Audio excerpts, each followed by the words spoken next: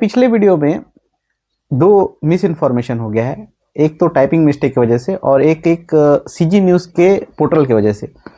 पहला मिस्टेक ये है कि जो रिलीज डेट है वो 1 अक्टूबर नहीं है, 31 अक्टूबर है माटी फिल्म का, और माटी फिल्म के लीड का नाम संपत झा नहीं है। थैंक्स टू भूमिका साहा, उन्होंने हमें ये मैसेज दिया। और भूमिका हमारे जगदलपुर की बहुत अच्छी कलाकार है, वो इस मूवी में काम कर रही हैं, हमारे गर्व की बात है।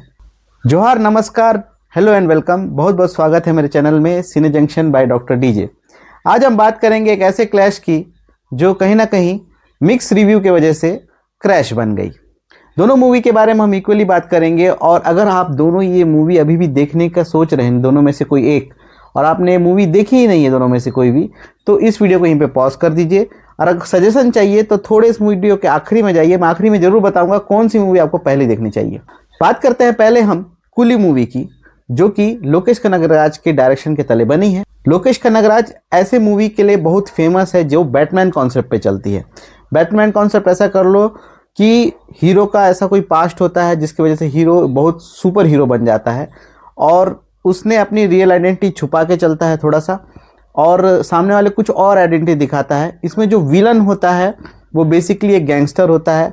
तो ये थोड़ा सा बैटमैन कॉन्सेप्ट कहूँगा मैं लोकेश कनगराज की। वही अयान मुखर्जी की हम ले लें तो अयान मुखर्जी बेसिकली वेकअप सिड और ये जवानी है दीवानी जैसे मूवी के लिए फेमस है।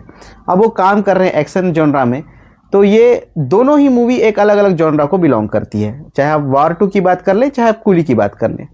अब बात करें पिक्चर की रन टाइम की, तो कूली की रन टाइम 2.5 घंटे से ज़्यादा की नहीं, 2 घंटे 50 मिनट की है, पर आपको कहीं ना कहीं अपने प्रेजेंटेशन की वजह से एंगेजिंग रखती है। मतलब क्या है ना, बहुत सारे कैरेक्टर इंट्रोड्यूस नहीं हुए होते हैं, तो उनको इंट्रोडक्शन के चलते या फिर सडन चेंज ऑफ सीन के चलते आपको वो थोड़ी सी एंगेजिंग लगेगी। मैं मानता हूँ ये फिल्म आपको कहीं ना कहीं जेलर और कहीं ना कहीं आपको एक और मूवी है पेट्टा, दोनों की याद दिलाएगी। दोनों रजनीकांत के फिल्म है और रजनीकांत का ऑरा सेम टू सेम इस मूवी से मैच करता है। पर एक बात बता दूं, इस मूवी का जो कैरेक्टर है कूली, जो मेन कैरेक्टर है जिसको रजनीकांत जी ने प्ले किया है, बेसिकली कूली की स्टोरी है।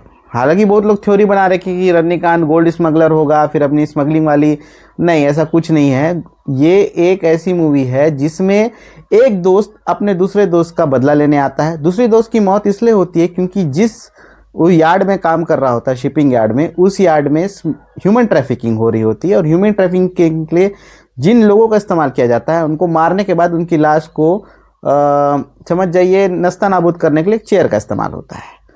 अब यहाँ पर आ जाइए वार में, तो वार में एक ऐसी स्टोरी है जो कि 2 स्पाइस की है। एक स्पाई जो दोनों बचपन के दोस्त होते हैं, दोनों को एक पर्टिकुलर व्यक्ति ट्रेनिंग देता है, इनमें से एक सेलेक्ट हो जाता है, एक की थॉट प्रोसेस अलग होती है तो अलग हो जाता है। अब उन लोग दोनों मिलके एक इंडिया के खिलाफ चलने वाले ऑर्गेनाइजेशन के लिए खिलाफ काम करते हैं। लेकिन होता यह है, जो ऋतिक रोशन है वो अपने मिशन को भूलते नहीं है कि उसको उस ऑर्गेनाइजेशन को मिटाना है, लेकिन उसी जगह दूसरे जो हीरो हैं वो उसी ऑर्गेनाइजेशन के बस एक ही छोटे से मैटर की वजह से, कि उनको ये बोल दिया जाता है कि तुम्हारी औकात नहीं है, तुम बन नहीं सकते ऐसे, तो वो सामने वाले को गोली मार देते हैं और उस ऑर्गेनाइजेशन के लीड बन जाते हैं। बात करें इस मूवी के एक्शन की, दोनों की मूवी एक्शन की, तो कूली की एक्शन कहीं ना कहीं ओवर एग्जैरेटेड है। मैं मानता हूं बहुत ज़्यादा एकदम भी कहीं कहीं लॉजिकल हो जाती है, जैसे कि जगह रजनीकांत जी को पीठ में कुल्हाड़ी लग जाती है, पर भाई बहुत मज़ा बहुत आता है एक्शन देखने में ना। एक हॉस्टल वाला सीन है, उसमें वो इतना मारते हैं, उसके बाद उतना मारने के बाद सामने वाले बोलते हैं ऊपर और नीचे सांस ले, सांस ऊपर ले फिर नीचे ले, तो देखने में मज़ा आता है। मतलब हमको एंटरटेन करती है मूवी अपने प्रेजेंटेशन से। पर वहीं वार 2 की मूवी एक स्पाई यूनिवर्स की मूवी है, या तो आप ऐसे दिखा दो कि दोनों इतने ट्रेंड है कि वो ऐसा कर सकते हैं, या तो ये मत दिखाओ कि ऐसा हो सकता है भाई, कि ऐसा भी हो सकता है भाई, वो कार ऐसे कूद सकता है, दोनों चलती प्लेन के ऊपर लड़ सकते हैं, चलती ट्रेन के ऊपर लड़ सकते हैं, ऐसा इलॉजिकल हो जाता है दोनों का एक्शन। अब बात करें दोनों की म्यूजिक की, तो पहले मैं पोल खोल दूं भाई, हाँ, मुझे कहीं ना कहीं इंडस्ट्री बेबी सॉन्ग से कूली पावर हाउस सॉन्ग का म्यूजिक इंस्पायर्ड लगता है।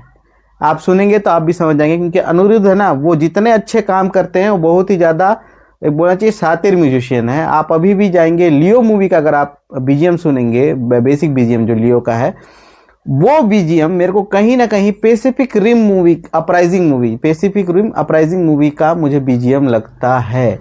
अब यही बात करें मूवी के बाकी म्यूजिक की, बाकी गाने की, तो यार वो बहुत प्रॉमिसिंग लगती है, क्योंकि एक्शन के सीक्वेंस के साथ कहीं ना कहीं इंग्लिश में रैप चलना ये बहुत ही मज़ेदार है देखने के लिए। दूसरी बात, विलन है तो इंग्लिश का गाना चल रहा है, उसके लिए एकदम बराबर सेंटेंस जोड़े जा रहे हैं, वाई ही इज डेविल। मॉबस्टा भी एक है इसमें रजनीकांत जी के ऊपर चलता है वो गाना, बहुत मस्त लगता है। और सबसे अच्छी बात बता रहा हूँ, कन्नड़ इंडस्ट्री से बिलोंग करने वाले उपेंद्र जब आते हैं तो उनके पीछे जो एक क्लासिकल चलता है वो बेसिकली कन्नड़ क्लासिकल ही है। तो हुआ ना हमारा म्यूजिशियन शातिर। वहीं अगर बात करें वार टू की, तो आप क्या, मुझे भी एक ऐसे भी गाना याद नहीं है जिसको मैं लूप में सुनता हूँ। आवण जावण दे कि खावण दे कि मरन दे सोवन दे, अलग अलग गाना है उसका। और दोनों के जब पैचअप हो जाता है, एक सीन है जिसमें नहीं यार गलत है, वो सीन है जिसमें ऋतिक रोशन और एनटीआर का पैचअप हो जाता है, तो दोनों डांस करते हैं। तो आपको गाना याद है? नहीं याद है। देखो भाई साहब ने यानी एनटीआर जी ने कॉलर उठाया था और लॉन्च में बोला था कि अगर ये मूवी हिट होगी ही होगी। उनका कॉलर उठाने का मतलब क्या दे रहा है यार? हम कब तक बोलते रहेंगे कि अच्छी मूवी एक बार देखने लायक? क्यों, हमारा पैसा चला गया इसलिए? मेरे भी तो गया ना। मैं तभी बोल रहा हूँ कि अगर आपको अभी भी देखनी है मूवी, कंक्लूजन देते हुए कह रहा हूँ, तो पहले कूली ही देखो। वॉर 2 को अभी हम ओटीटी में आने का एक बार और वेट करेंगे कि ओटीटी में क्या पता कुछ 2-3 मिनट का एक्स्ट्रा लॉन्च कर देंगे। कटी हुई है मूवी, और बिकनी पहनाने की क्या ज़रूरत थी, गाने की क्या ज़रूरत थी, स्टोरी अच्छी बनाओ ना यार, थोड़ा लॉजिकल बनाओ। एक ऐसी एग्जांपल दे देता हूँ, कूली और इसमें एक चीज़ हम करेक्ट कर सकते थे, उपेंद्र के रोल को थोड़ा पहले से दे सकते थे। और दूसरा, वॉर 2 में ये दिखा देते कि ऑर्गेनाइजेशन के लोग मर रहे हैं, लेकिन उसको मारने वाले आखिरी में पता लगे कि ऋतिक रोशन और एनटीआर ही मिलके मार रहे हैं, और इन लोग इधर दिखाने की दोनों राइवलरी हैं। थोड़ा सा अलग हो जाता स्टोरी, मज़ा आता देखने में। लेकिन ये क्लैश कहीं ना कहीं थोड़ा बहुत क्रैश बन के रह गया है। फिर भी एक सजेशन है मेरा कि आप कूली मूवी पहले देखें, क्योंकि कूली मूवी अपने प्रेजेंटेशन में पूरी महारत हासिल किए हुए है। एक लोकेश कनगराज की मूवी बुरी नहीं होती है, मैंने आज तक जहाँ तक भी देखी है। चाहे आप कहती की बात कर लो, चाहे विक्रम की बात कर लो, चाहे आप विक्रम लियो की बात कर लो, सारी मूवी उसकी 1 बार 2 बार 3 बार हम आराम से देख सकते हैं। वहीं बात करें इस मूवी में, वॉर 2 में एक एंड क्रेडिट सीन है अल्फा मूवी की, वो भी मुझे कहीं ना कहीं बैलरीना मूवी की याद दिला रही थी।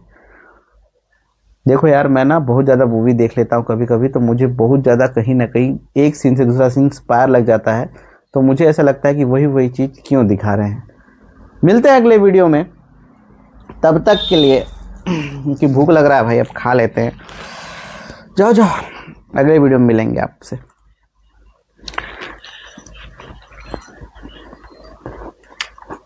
चाट पाउडर काम है, अरे जाओ ना।